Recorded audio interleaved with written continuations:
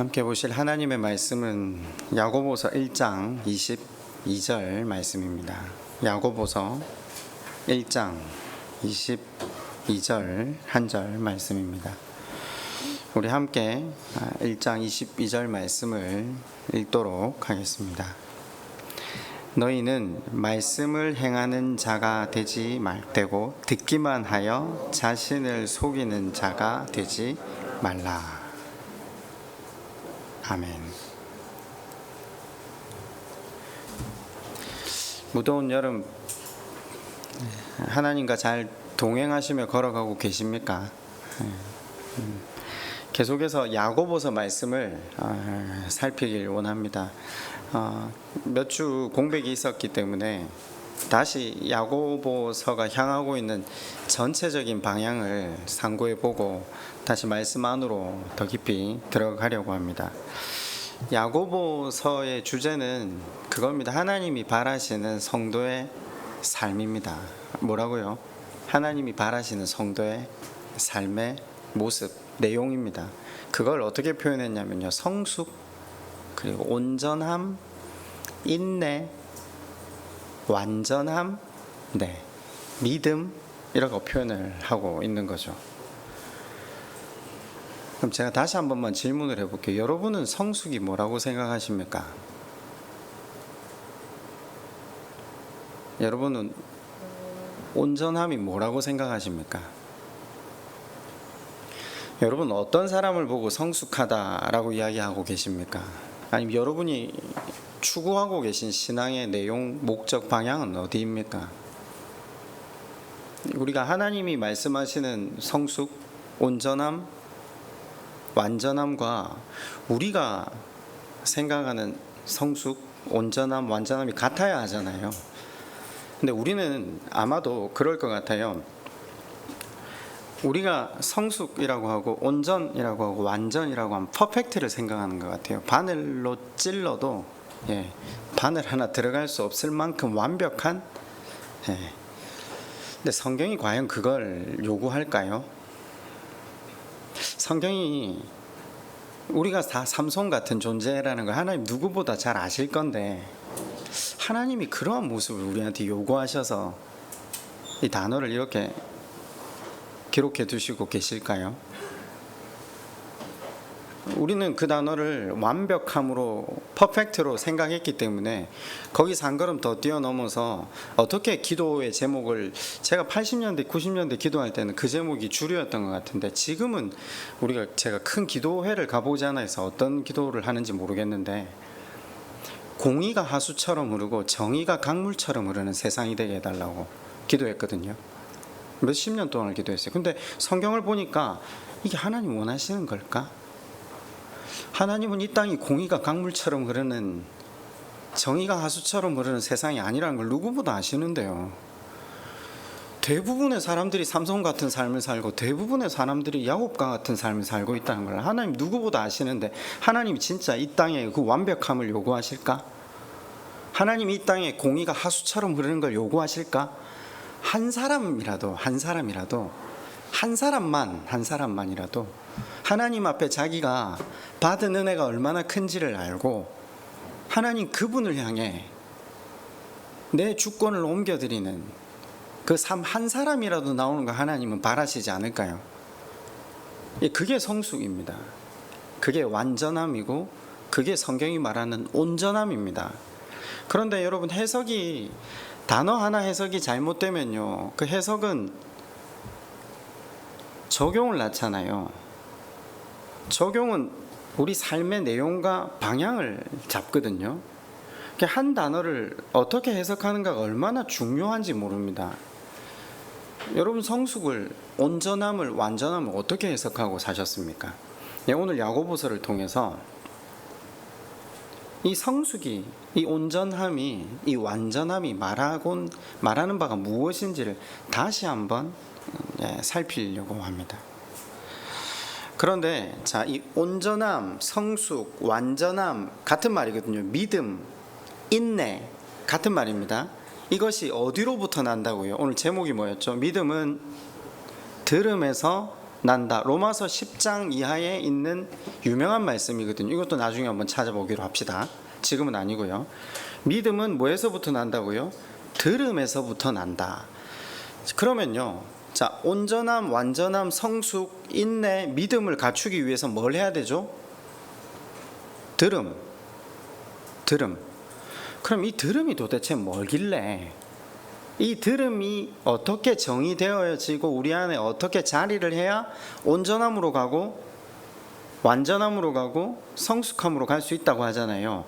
오늘 말씀을 통해서 이 들음이 뭔지를 또 한번 새기면서 동시에 온전함, 완전함, 인내, 믿음이 뭔가를 생각해 보려 합니다. 그러니까 하나님이 우리에게 원하시는 신앙생활의 내용이 무엇인가를 다시 살피려고 합니다.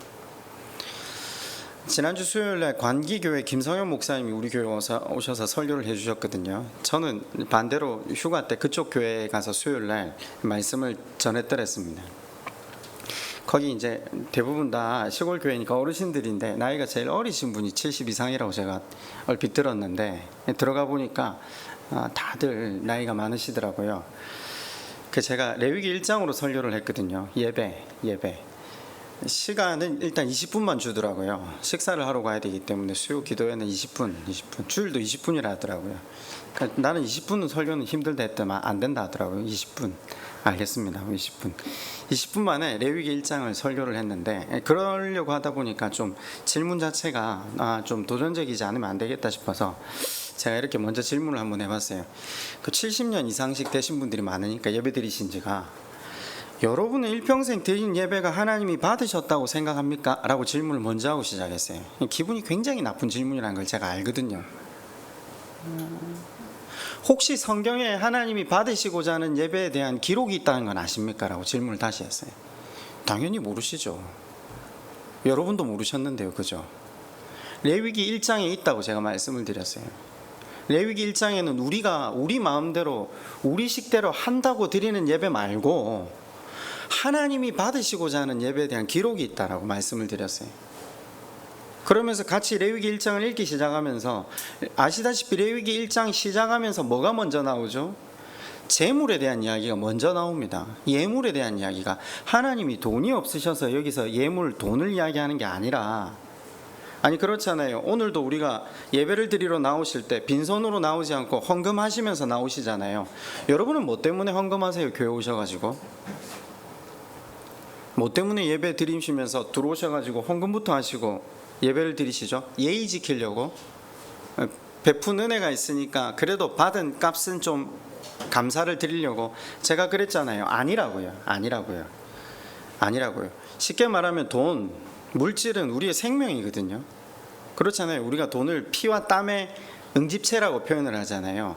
그럼 하나님이 우리에게 주신 것 중에서 그 재물을, 예물을 받으시겠다는 의도가 뭡니까? 너희의 주권이, 너희의 생명이 너희에게 이 돈에 있지 않다는 걸, 너희의 생명이 내 손에 있다는 걸 인정하고 고백하라는 거잖아요. 내 자신을, 내 생명을 하나님 앞에 드리는 거잖아요. 예배가 뭐죠? 재물을 그냥 바치는 게 아니라, 왜 예배에 나오면 재물의 머리 위에 손을 얹고 안수하고, 레위기 1장에 보면 그렇게 돼 있거든요. 뭐 때문에요? 여러 가지 의미가 있죠.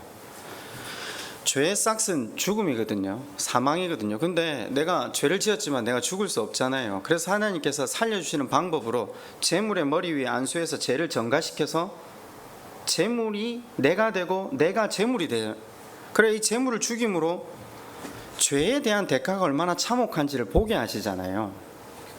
자, 그리고 하나님 앞에 재물을 죽여서 올려드리는 이 과정이 예배가 된다라고 했는데, 예배가 드린다고 했는데, 여기까지 우리 성도분들도 알고 계시죠? 그분들도 대략은 알고 계시더라고요. 그런데 제가 3절 이하에, 레위기 1장 3절 이하에 5절로 쭉 읽으면서 그 이야기를 했어요. 자, 재물로 나를 잡아 드리는데 돈만 드리면 되는 게 아니라 나를 드리는 게 예배인데 이걸 누가 해야 되냐라는 질문을 다시 했어요.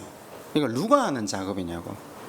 목사가 설교를 잘해서 교회가 예배 분위기를 만들어서 각 사람이 하나님 받으실 만한 제물로 나아가는 것이, 우리 왜 그렇잖아요. 어느 교회 가보면 이 교회 예배 분위기가 좋더라, 내가 정말 예배 드릴 만한 마음이 생기더라. 그럴 수도 있어요. 그것도 중요해요. 목사는 목사대로 해야 될 역할이 있죠. 그런데 내가 하나님 앞에 나를 제물로 드리는 것은 누가 해야 된다고요? 그 교회 교인들 아무도 모르셨어요. 레위기를 그렇게 많이 읽으셨는데도 우리 교회 교인들도 단 한 분도 모르셨어요.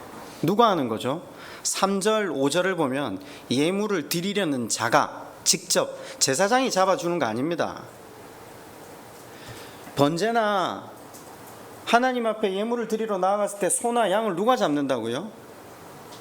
제사장이 잡는다. 아니요, 성경에 그래 안 돼 있다니까요. 내가 잡는 거라니까요. 성경에 그렇게 적혀 있다고 그분들에게 말씀을 드렸습니다. 얼마나 충격을 받으시던지. 장로님도 그분도 처음 들으셨다고 하시더라고요.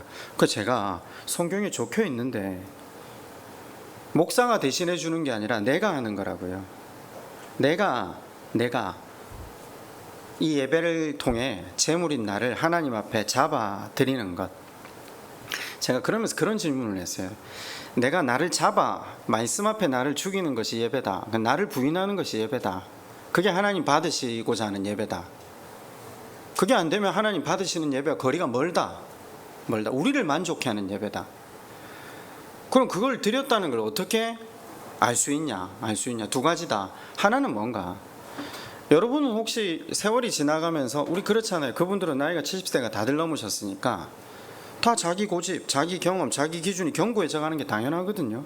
그래서 제가 이렇게 질문했어요. 혹시 세월이 지나가면서 주변 사람들로부터 센 사람이라고 이야기를 듣고 있습니까? 아니면 점점 순해져 가네라고 이야기를 듣고 있습니까? 이게 내가 드리는 예배가 하나님 앞에 상달되는지 안 되는지, 이게 시금석이 됩니다.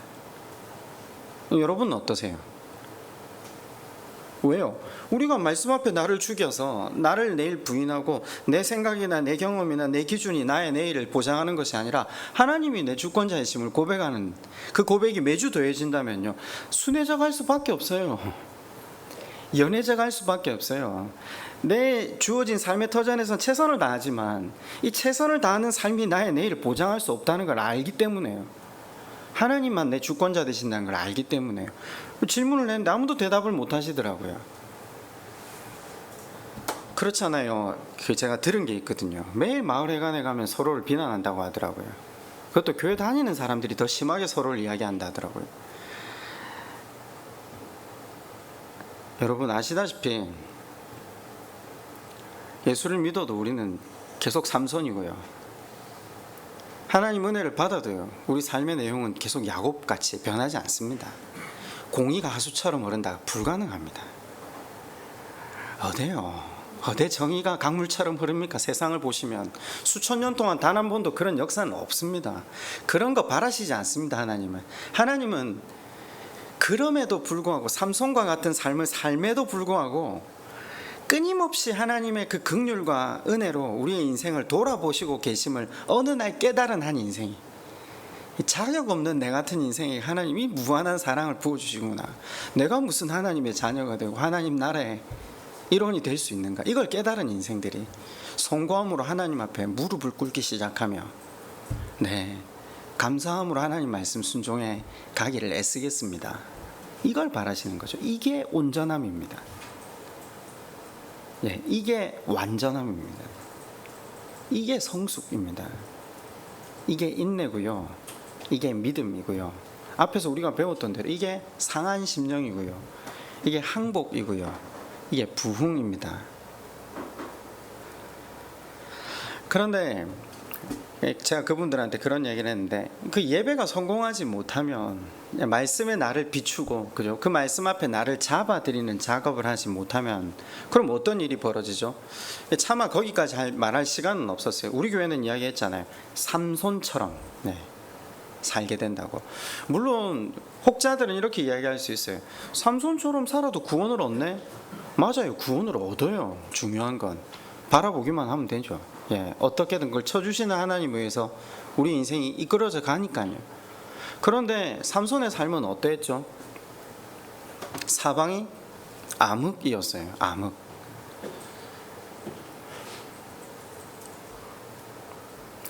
저는 평생 신앙생활 하는 사람들 옆에서 보잖아요. 저도 평생 신앙생활을 했으니까 제가 제 살면서 안타까운 것 한 가지는 평생 신앙생활을 하는데 하나님이 받으실 만한 예배로 못 나가니까, 말씀의 나를 비추고 말씀의 나를 잡아들이지 못하니까 사람들이 암흑 속에서 살아가요. 결혼 생활도 관계가 깨어진 채 살아가고, 자녀와의 관계도 깨어진 채 살아가고, 형제와의 관계도 깨어진 채 살아가고, 직장 생활도 마찬가지고, 공회 생활도 마찬가지예요. 그런데 자기를 비추지 못한 사람들의 특징이 뭔지 아십니까? 왜 저 사람들은 저렇냐 이야기를 하는 거죠. 늘 일평생 그 삶을 반복하면서 살아가는 걸 자주 봅니다. 제가 그랬잖아요. 공의는 흐르지 않는다고요. 정의는 흐르지 않아요. 정의와 공의가 흐르지 않는데도 내 같은 인생에게 하나님이 반복하셔서, 삼손과 같은 삶을 살았는데도 반복하시는 그 은혜로 살고 있다는 것을 깨닫는 순간 복음이 시작되는 거죠. 누림이 시작되는 거죠. 왜냐하면 송구에서 말씀을 살아내려고 애를 쓰기 시작하거든요. 보세요. 여러분, 제가 그 복음의 예로서 삼손을 한 명 들었잖아요. 우리가 2시간에 걸쳐 살폈거든요. 앞에 거는 이제 좀 기억이 가물가물하실 텐데, 가물가물할 때마다 제가 한 번씩 떠올리잖아요. 사실 성경에 나오는 모든 인물은 삼손보다 나은 인물이 없었어요. 그래서 다 암흑 속에서 살았어요. 그잖아요. 아브라함이 하나님의 은혜를 받고 하나님과 동행하면서 하나님 그분에게 예배하는 삶이 지속되다가 어느 날 말씀의 자기를 비추어지는 삶이 끊어졌어요. 그랬더니 하나님의 약속의 말씀 주권이 우선하는 게 아니라 자기 방법으로 하가를 취하고 아이를 얻잖아요. 그리고 그걸 또 간증하고 하나님 주신 복이라고 이야기하면서 살죠. 13년 동안 하나님 말씀을 안 하세요.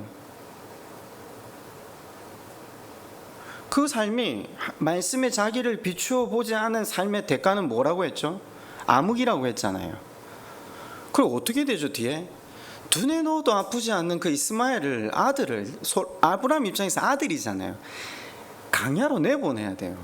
어쩌면 후처가 말을 훨씬 잘 들었을 거예요. 말도 잘 통하고. 그런데 그 여자를, 하가를 내보내야 돼요. 왜요? 왜 내보내야 되죠? 우리는 근원적으로 하나님의 약속의 말씀이 그를 통해 이루어지지 않기 때문이라고 하지만, 네, 맞아요. 그건 근원적인 사실인데 누가 싫어해서요? 부인이 싫어하니까요. 부인과의 관계가 깨어져 있다는 걸 보고 있어요. 부인이 저 여자하고 저 아들 나가지 않으면 우린 다 죽는다. 여러분, 한번 아브라함의 마음을 생각해 본 적이 있으세요? 그 가정 풍지박산난 가정이에요. 그걸 내보내고 아브라함이 두 발 벗고 잠을 잘 수 있을까요? 아브라함 인생이 암흑이라니까요. 그럼 여기에서 끝이 나요? 그 밑에 이삭은요, 아시다시피 아들 둘에게 축복을 해야 되는 그 하나님의 유언, 하나님의 말씀으로 축복을 해야 되는 그 순간이 되는데, 이삭이 어찌하고 앉아있죠? 아내하고 이야기를 안 한 지 수십 년이에요. 리브가와 대화를 하지 않는 가정으로 살고 있어요. 아들이 믿지 않는 이방인과 결혼해서 말씀과 무관한 삶을 사는 것조차 컨트롤이 안 될 정도의 그냥 찢어진 가정을 살고 있는 거예요. 아니, 얼마나 처참한 가정입니까? 아무와도 관계를 맺지 못하는 가정으로서 그냥 이어져만 가고 있는 가정. 성경에 나오는 가정들이 그래요. 왜요? 말씀에 자기를 비추어 보지 않았기 때문에. 하나님 앞에 받으실 만한 예배로 나아가지 못하고 있기 때문에. 이게 우리 실정이죠. 그 아들 야곱은요, 우리 야곱을 한번 살펴볼까요? 창세기 30장 17절로 한번 가보실래요? 창세기 30장 17절입니다.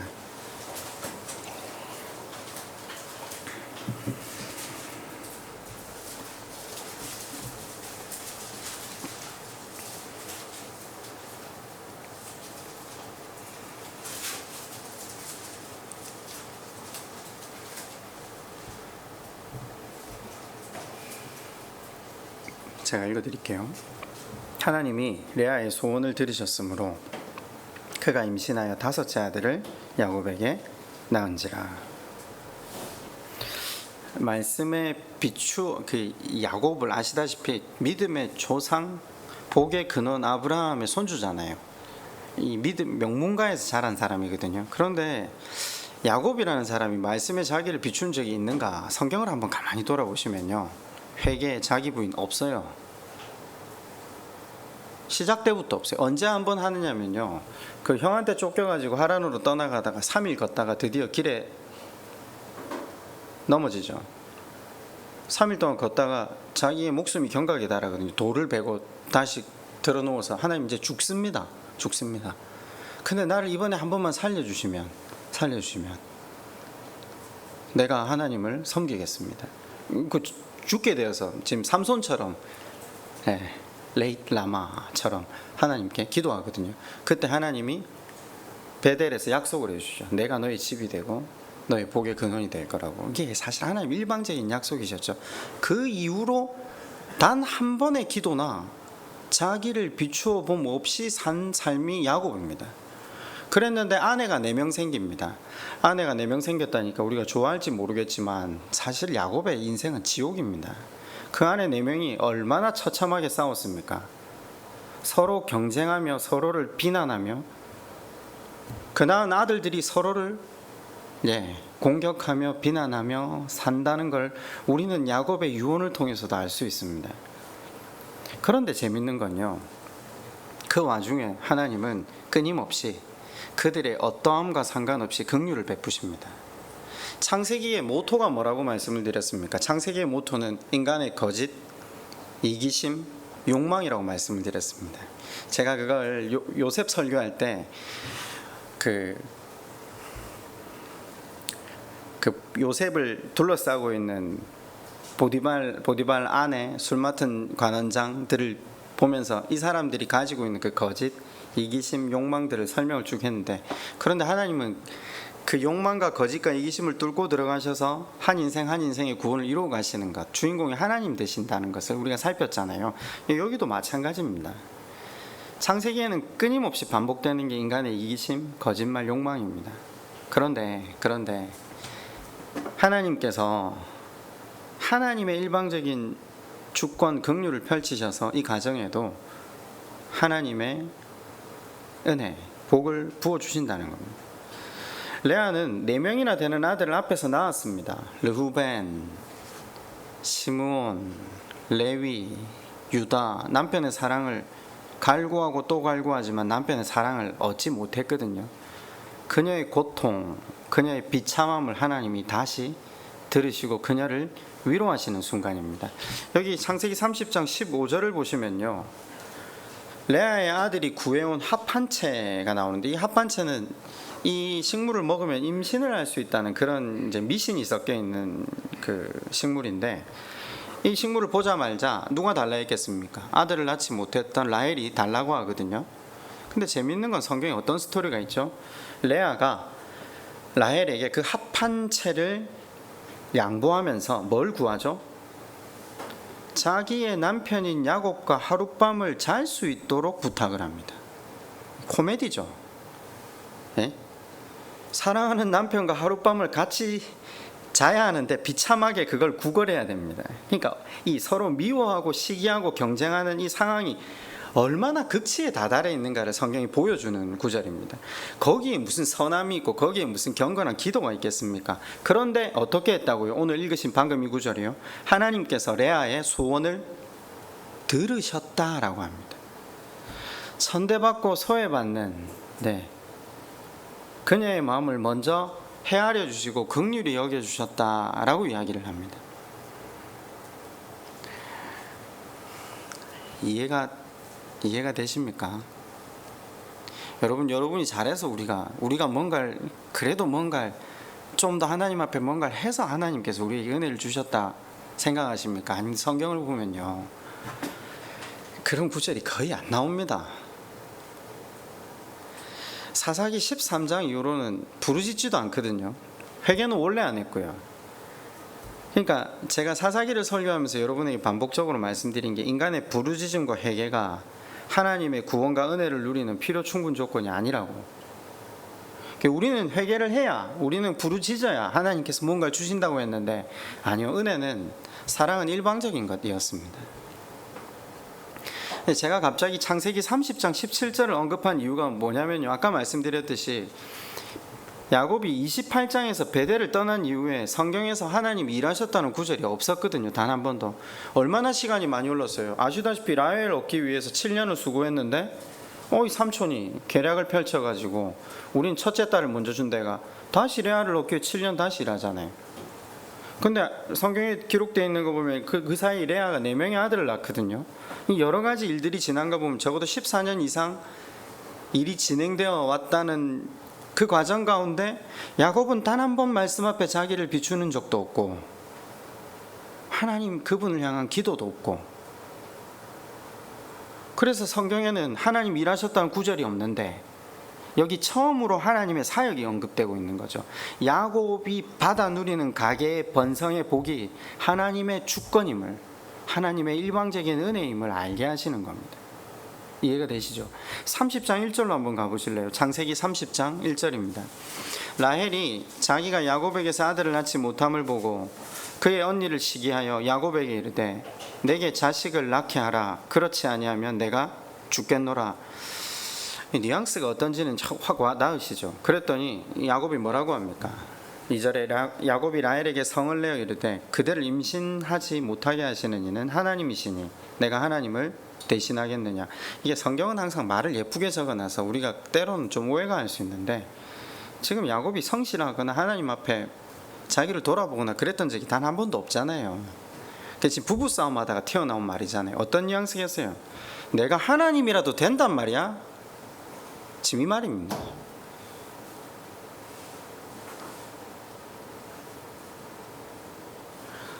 참 그런데요, 우리 하나님은 그 하나님이란 말을 듣고 싶으셨나 봅니다. 그 부부싸움에서라도 원망 속에서라도 증오 속에서라도 당신을 부르는 그 한마디가 듣고 싶으셨나 봅니다. 그 말을 듣고 일하신다는 겁니다. 하나님이 일하신다는 거예요. 그 말을 우리 같으면 그걸 고깝게 들어야 되는데, 아니 부모는 다르다니까요. 하나님은 애초에 야곱으로 하여금 삶의 주관자가 나라는 사실, 하나님이라는 사실을 이게 개념이 아닌 실제로 알고 하나님 앞에 항복하기를 바라시면서 일을 하셨잖아요. 하나님께서 그 일하심의 증거가 뭐죠? 라헬의 태를 철저하게 막으셨어요. 그죠? 야곱을 훈련하기 위해서. 야곱은 계산이 빠르잖아요. 이 사람이 얼마나 똑똑한지 아십니까? 자기 생각대로 모든 게 움직일 거라고 생각했거든요. 그런데 처음 걸림돌이 뭐였죠? 라반이죠. 라반의 더 빠른 계산에 고전하게 하시잖아요. 인생 전체가 자기 뜻대로 되지 않는다는 걸 절감하게 하시는데도 야곱이 넘어가지를 않아요. 야곱은 라헬을 통해서 가족을 가지기를 원하는 거예요. 끝까지. 물론 팔레스틴이 규정이 있었기 때문에 레아에게도 정해진 날은 들어가야 되거든요. 엄청 적었을 거예요. 극히 정해진 날만 들어갔을 거예요. 그런데 하나님은 레아를 통해 가족을 주신 거죠. 야곱의 계산이 철저하게 부서져요. 그게 이 두 사람의 부부싸움의 대화 속에서 일어나는 거죠. 하나님을 인정하고 싶어서 인정하는 게 아니라 이 신앙으로 경건함으로 인정하는 게 아니잖아요. 그런데 하나님 주관자시라는 거죠. 자, 그때 이 부부싸움 속에서 하나님이란 말을 들은 하나님이 30장 22절에 일하십니다. 30장 22절에 하나님이 라헬을 생각하신지라. 하나님이 그의 소원을 들으시고 그의 태를 여셨으므로. 생각하신지라. 아까 레아를 생각하신지라. 여러분, 이게 성경에 굉장히 자주 나옵니다. 창세기 8장 1절로 한번 가보시겠습니까? 창세기 8장 1절입니다.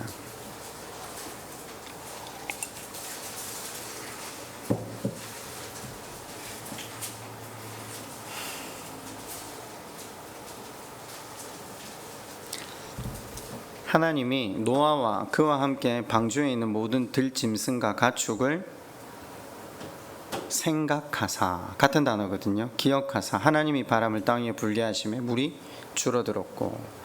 제가 일전에 한번 이걸 설명해 드렸는데, 하나님이 생각하셨다, 기억하셨다, 이게 무슨 말이냐면요, 뭘 잊어버렸다가 어느 날 갑자기 걔들이 방주에 있지, 이걸 기억하시다, 이 말이 아닙니다. 하나님의 때가 되어서 하나님의 백성을 위해 하나님이 일하기 시작하셨다. 이 표현을 문학적으로 이렇게 표현한 겁니다. 복음입니다. 하나님이 생각하셨다. 이건 복음입니다. 우리가 하나님 앞에 나아가서 하나님 일을 하시는 게 아니라 하나님이 먼저 우리를 위해 일하셨다는 걸 설명하는 겁니다. 하나님의 일하심은 우리의 어떠함 때문에 시작되는 것이 아니라 일방적인 하나님의 은혜로 시작되는 거죠. 야곱과 라헬의 다툼 속에서 하나님을 언급할 수밖에 없었고 생각할 수밖에 없었는데도 불구하고 하나님은 그것을 당신을 바라봄으로 쳐주시고 일하고 계시는 거죠. 장대에 높이 달린 놋뱀을 바라볼 때 인간은 구원을 얻습니다. 고개를 들어서 놋뱀을 보는 것은 주님께 주권을 맡기는 행동이잖아요. 이게 회개거든요. 놋뱀을 바라보는 것이 회개라니까요. 하나님 우리에게 바라시는 성숙, 온전함, 인내, 이 모든 것이 그 믿음의 핵심이 뭐죠? 하나님을 바라보는 건데 어떻게 바라보는 건요? 주께 주권이 있음을 인정하고 바라보는 것. 그러니까 이걸 우리가 회개라고 표현했을 때 여러 곳에서 제가 아까 사사기에 회개가 없다고 했잖아요. 창세기에 지금 회개가 있었습니까? 없거든요. 아브라함이 회개했었습니까? 안 했어요. 그냥 하나님 나타나세요. 이 계속 인간의 역사의 반복이거든요. 근데 특별하게 회개가 있었던 적이 있어요. 그게 사사기 시절 같은 시절에 적힌 게 룻기거든요. 룻기가 성경에 왜 기록되어 있다고 제가 말씀을 드렸죠. 이 별과 같이 빛나는 사람들이 여기 있기 때문에. 룻기의 주인공이 처음에 누가 나오죠? 나오미거든요. 나오미가 돌아오잖아요. 아비멜렉에서 멜렉에서 다시 돌아오잖아요. 돌아오면서 뭐라고 합니까? 이제 나를 나옴이라 하지 말라. 나를 기쁨이라 하지 말라. 나를 말하라 해라. 쓴물, 지옥, 징계, 저주라고 해라. 무슨 말인가? 내가 풍족하게 나아갔으나 왜 하나님이 율법의 말씀이 가난한 자들과 서로 나누고 희년의 은혜를 선포해라고 했는데 그게 싫어서 나갔거든요. 흉년에 자기들만 먹고 살려고요. 그랬는데 어떻게 되죠? 남편 죽고 아들 둘 다 죽고 비어 돌아오게 되거든요. 이게 하나님의 치심, 하나님의 저주, 하나님의 징계라는 걸 나오미가 깨달아요. 그래서 이제 나는 저주다. 내 인생은 징계다. 나는 이제 내 뜻대로 살았더니 빈손밖에 남는 것이 없었다. 나는 이제 하나님밖에 의지할 수 없다. 이게 뭐 신앙으로가 아니라 붙들 게 그것밖에 없다. 그런데 하나님은 그걸 회개로 치십니다. 룻기 서두에 나오미의 고백을 기록해둔 이유가 그겁니다. 그걸 회개로 치십니다. 하나님을 바라볼 때 여러분 예수님이 이 땅에 오셔서 하나님 나라가 가까웠으니 어떻게 하라고요? 회개해라. 하나님 나라가 가까웠다. 천국이 가까웠다. 우리 가운데 하나님 나라가 임재하게 하는 방법, 회개, 온전함, 성숙, 인내, 믿음, 이게 다 같은 단어잖아요. 그게 있어야지만 제자도 깨어 사는 삶, 이게 있어야 하나님 나라를 이룰 수 있거든요. 그러면 여러분은 이 성숙, 온전함, 완전함, 인내 이런 걸 어떻게 정의하시냐? 회개를 어떻게 정의하시냐? 이걸 윤리적이고 도덕적인 삶을 살아내는 것으로만 생각하시면요, 이게 자꾸만 우리가 뭔가 높은 산으로 가야 될 것처럼 도달해야 될 곳으로 생각하시는데, 회개, 회개 말 그대로 돌아가는 겁니다. 이거 많이 배우셨잖아요. 돌이키는 것 배우셨죠? 어디로요? 원위치로요. 어디가 원위치죠? 하나님과 다스림, 하나님의 다스림, 통치 아래로 다시 돌아가는 거예요. 회개는 그겁니다. 기독교는 높은 수준으로 올라가는 게 아닙니다. 더 나은 도덕적이고 윤리적인 삶으로 나아가고 헌금도 많이 하고 충성 봉사도 더 열심히 하고, 그건 송구함으로 하나님 은혜를 깨달은 사람들이 마땅히 나오는 내용이지, 성경은 신앙을 자기 부인이라고 여러 번 이야기했거든요. 말씀 앞에 자기를 비추어 본 사람들, 그 사람들은 더 이상 자기에게 소망을 가지지 않아요. 자기에게 소망을 가지지 않기 때문에 하나님의 통치와 다스림 안으로 들어가기 시작합니다. 자기의 주권을 내려놓고 하나님만 바라보는 것. 물론 우리는 이런 표현을 하잖아요. 사실 회개가 말은 쉬운 것 같은데 우리 지난주 수요일에 말씀을 김성영 목사님 통해서 들었을 때 제가 제일 충격을 받았던 건, 하나님이 시내산에서 그 가나안 땅으로 이스라엘 백성들을 데리고 들어가려고 하는데 제일 걸림돌이 뭐라고 합니까? 그런 표현을 여식하네가 안 쓰시다가 내가 이 백성과 함께하면 이 백성을 노중에서 다 죽여버릴 것 같다라고 하시거든요. 뭐 때문에요? 이 백성이 목이 고든 거로 이렇게 표현하시거든요. 그때나 지금이나 하나님 요구하신 거 다 한 가지입니다. 뭘 대단히 내어놓고 잘하는 게 아니라 하나님 앞에 겸손히 나아가기만 하면 돼. 피조물로서 피조물답게만 하나님 앞에 회개하면서 하나님의 다스림과 동찰에 살아가기만 하면 되거든요. 근데 그게 안 되는 겁니다. 그게 안 되는 거예요. 회개가 뭐죠? 자기 주권이 없고 하나님이 주권자이심을 고백하는 게 회개입니다. 회개가 뭐라고요? 내 주권으로 살지 않고 하나님 주권으로 살아가는 거. 아까 말씀드렸잖아요. 돌아가는 거니라. 하나님의 다스림과 통치하로 돌아가는 거. 회개는 윤리나 도덕적인 문제가 아닙니다. 선한 삶이 문제가 아닙니다. 누구를 의지하느냐입니다. 그래서 회개한 사람들이 세례를 받잖아요.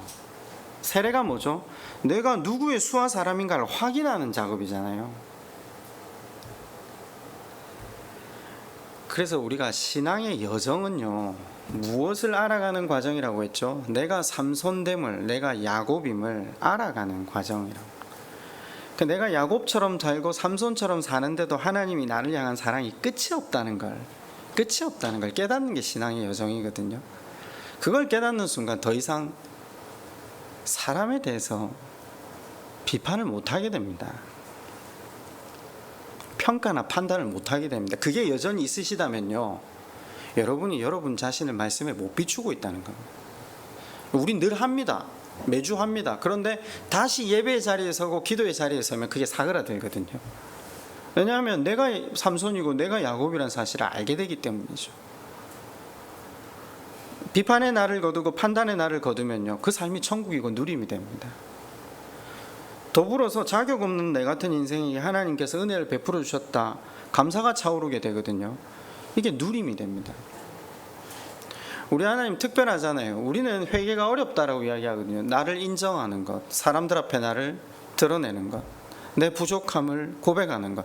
그런데 세리와 창기들은 교회 앞에 서서 하나님, 저는 죄인이라서 이곳에 들어가서 하나님 앞에 예배드리기 합당하지 못한 인생입니다 했는데 예수님 뭐라고 하시죠?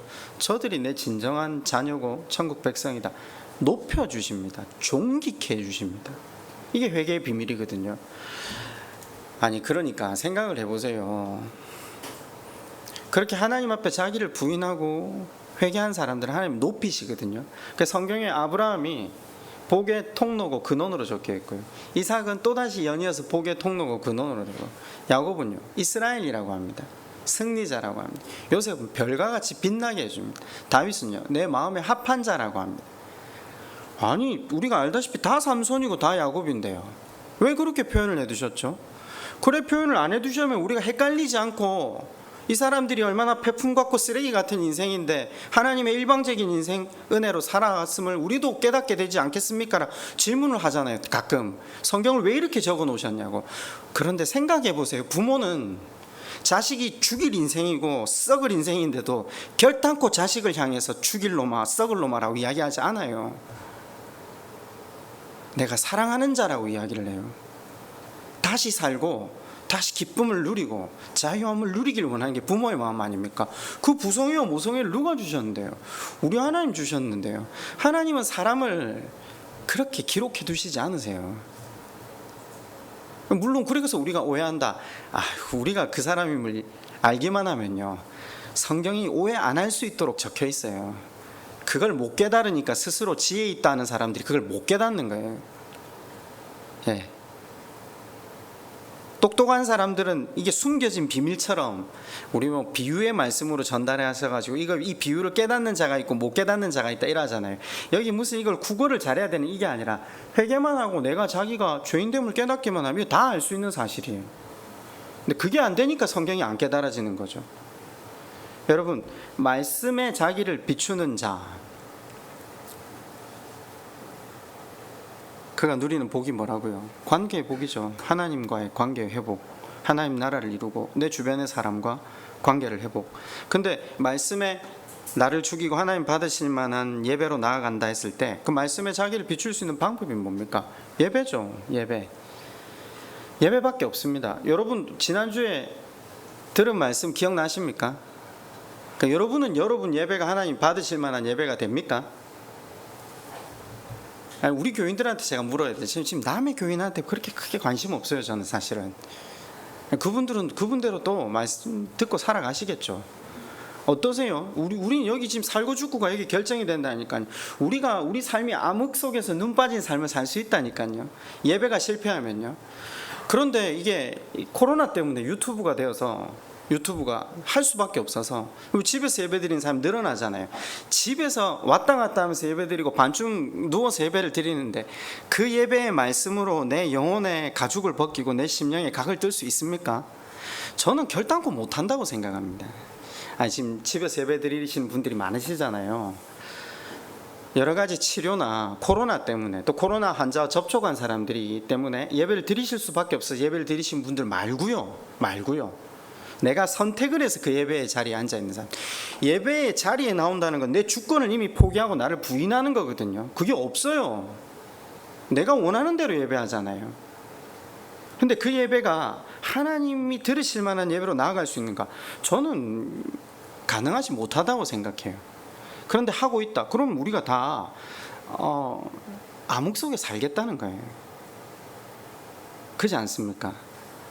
여러분 지난주에 들은 말씀 기억하십니까? 성경이 요청하고 있는 완전함, 온전함, 성숙은요 절대적인 게 아닙니다. 절대적인 게 아닙니다. 뭐라고요? 하나님 앞에 자격 없음을 깨닫는 동시에 하나님을 온전히 의지하게 되는 것, 주권을 옮겨드리는 것, 그게 성숙이고 그게 온전함이고 그게 완전함입니다. 그 노아가 구원받을 때 노아를 어떻게 평가하느냐면요, 창세기 6장 9절에 노아는 의인이요 당대의 완전한 자라 그는 하나님과 동행하였으며, 그 노아가 구원받는 이유를 이야기하거든요. 그 노아가 완전했으면 술 먹고 술이 꼭지가 돌아가지고 그 짓을 했겠습니까? 몇 년이 지나지 않아서 그 짓을 하고 있잖아요. 하던 대로. 그런 사람은 완전하다고 할 수 없거든요. 그 성경이 말하는 완전함, 온전함은요 상대적인 게 아니에요. 예. 하나님이 각자에게 절대적인 거예요. 하나님을 바라보는 그 중심. 근데 자, 바라보는 이 성숙함으로 갈 수 있는 비결이 뭐라고요? 오늘 이게 이제 사실은 핵심이었는데 이걸 이제 마무리하면서 말씀을 맺으려고 해요. 들음이라고 했죠. 들음. 하나만 한번 찾아봅시다. 로마서 10장 17절입니다. 한번 찾아보실래요? 로마서 10장 17절입니다.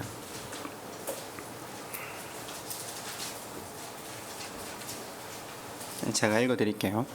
그러므로 믿음은 들음에서 나며 들음은 그리스도의 말씀으로 말미암느니라. 믿음은 뭐에서 난다고요? 들음. 그럼 이 들음이 뭐죠? 바라봄. 듣는 거죠. 귀로 듣는 거죠. 그럼 야고보서 1장 22절 오늘 본문의 말씀 뭐죠? 너희는 말씀을 행하는 자가 되고 듣기만 하여 자신을 속이는 자가 되지 말라 했잖아요. 그럼 지금 반대말이에요? 상반되는 말이에요? 제 말 이해가 안 가세요? 지금 들으면 믿음이 생긴다고 했잖아요.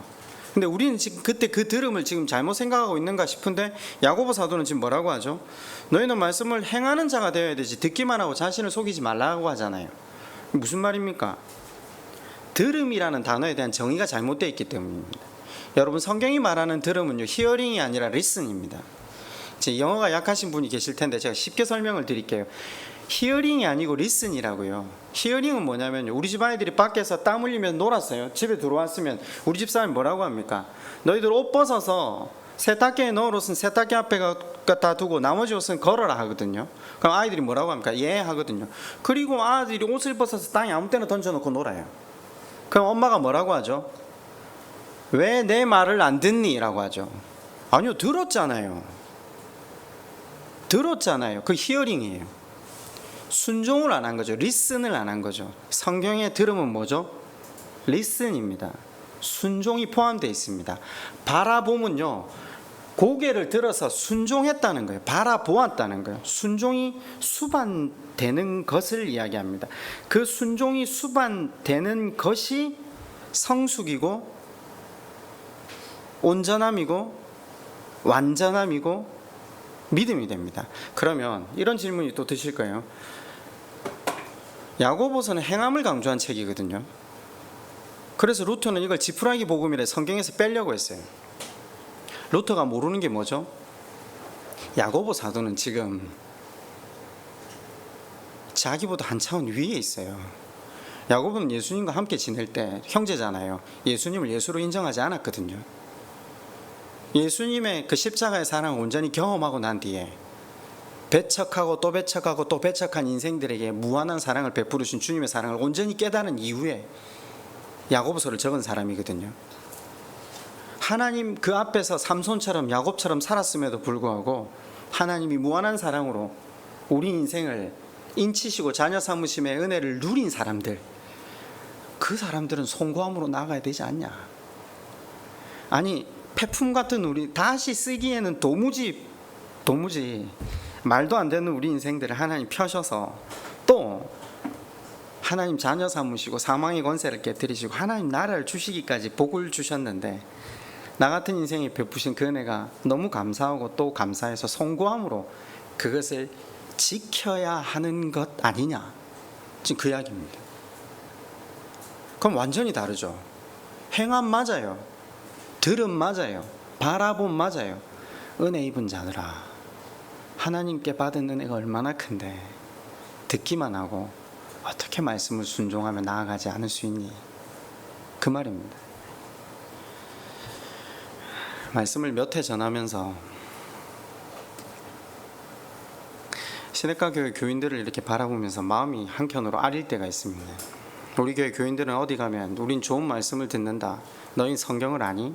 너희 하나님 제대로 알고 있니? 말은 할지 모르지만 예배의 자리에 참석하는 사람들이 줄어들고요, 기도의 자리에 참석하는 사람들이 줄어듭니다. 가끔 이런 질문을 스스로 해봅니다. 내가 목회를 잘하고 있는 게 맞나? 우리가 하나님께 받은 은혜가 큼을 알면 우리 예배 드려야 됩니다. 하나님 앞에 기도해야 됩니다. 이건 우리가 마땅한 것 아닙니까? 모쪼록 우리의 남은 일평생이 자격 없는 인생임을 날마다 말씀 앞에 깨닫고 그분을 바라보며 송구함으로, 성숙함으로, 온전함으로, 완전함으로 나아가시는 저와 여러분 되시기를 주님의 이름으로 축원드립니다. 우리 한번 기도할까요?